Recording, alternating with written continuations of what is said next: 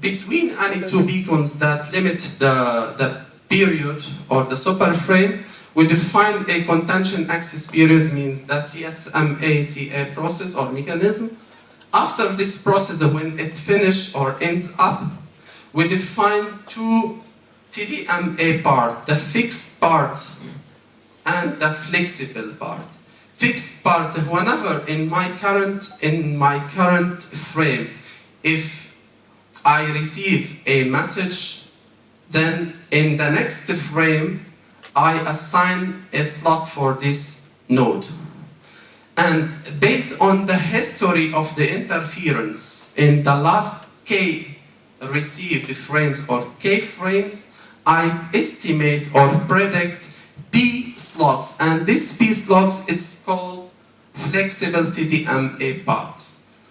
So this way I guarantee in my network for any level of interference or for a specific number of interfering nodes in this current superframe, I will have a time slot from the flexible part. And this way we increase the throughput because we increase the number of transmissions in a short period of time.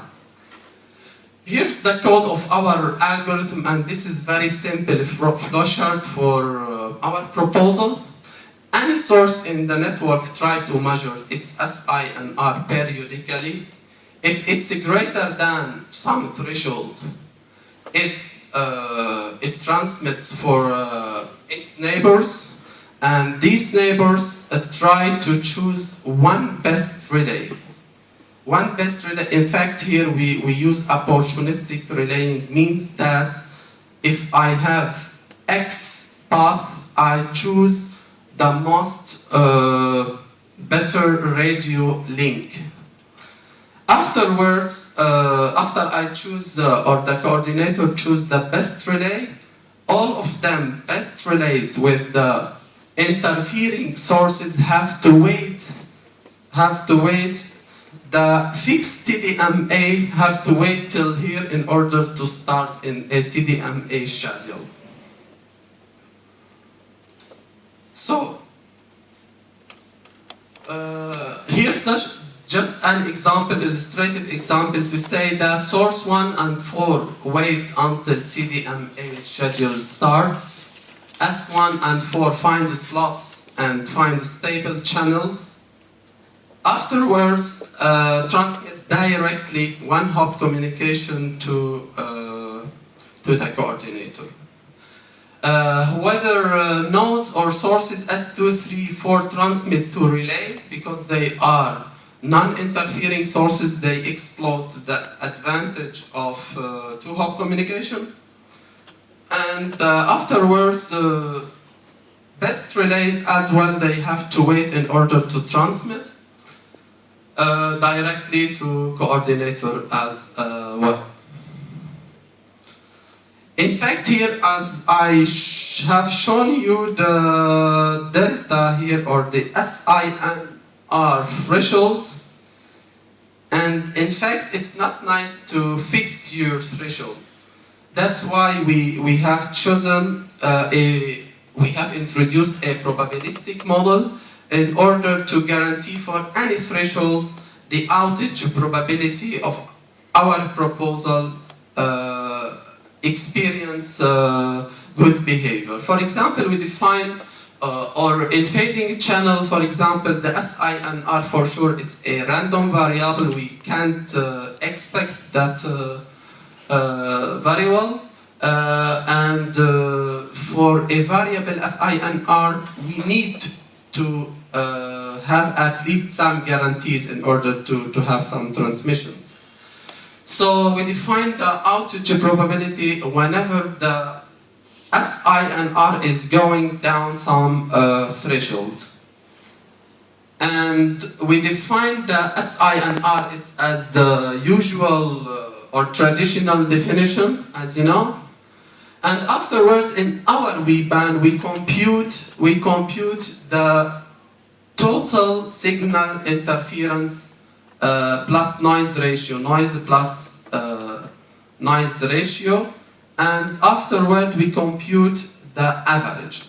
And in fact, it's important to notice that it's 1 minus delta J over delta threshold. And here we define the probabilistic model because we assign channels, or we change from using CSMA, or from using non-interfering to interfering.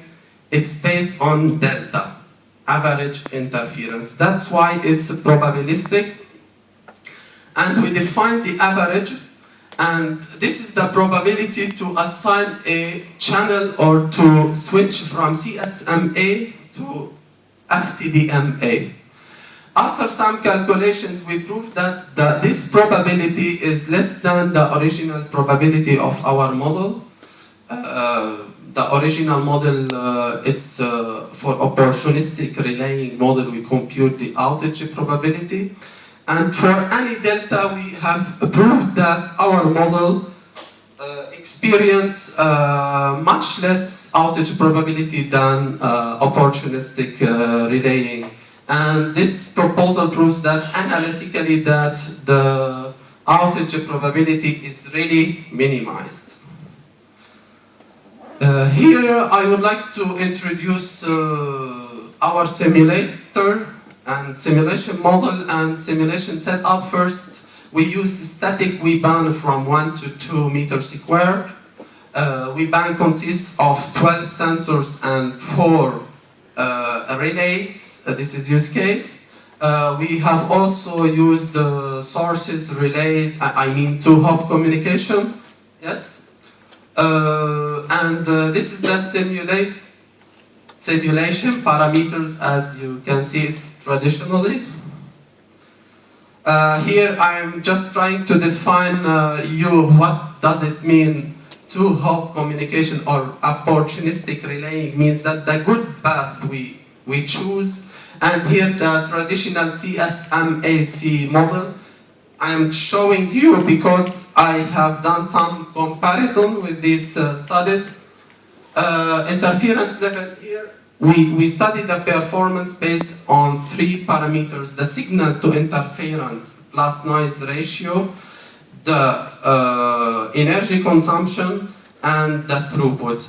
Here's our algorithm we have compared with OR, stands for opportunistic route relaying, and we have shown that our proposed scheme, it has better SINR than the opportunistic relaying, because in opportunistic relaying we can experience some interference at relays, and we still use CSMA-CA.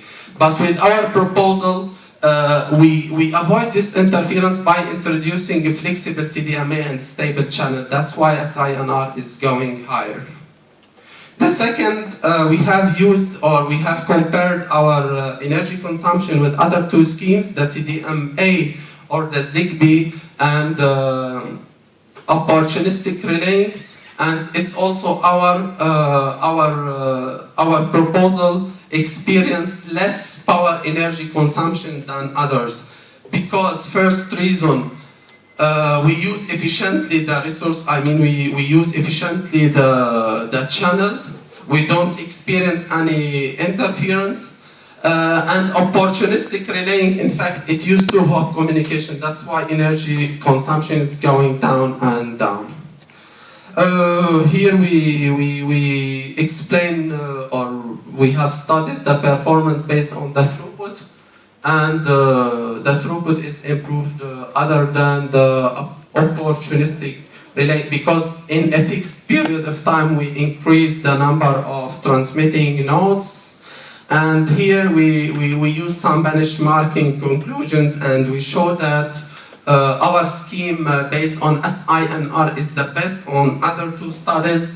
Energy consumption is the lowest, throughput is the highest than opportunistic relaying and ZigBee schemes. And in fact, we use CSMA, the 3 schemes use CSMA, only ours use flexible TDMA, and multi-hop communication, it's used on the 3 schemes. Here we finish by our conclusions and show you the advantage of proposed schemes mitigate node and WBAN interference, and that's important at node level and at WBAN level. We improve the energy lifetime based also on the node level and WBAN, and we improve also the throughput. As future work, we are trying to implement or to adapt our algorithm on a dynamic topology. And as we've said, the probabilistic model analytically show that the outage is minimized. Here are some of the references that we have used, and the list of the authors. Thank you, and thank you for your attention. Okay.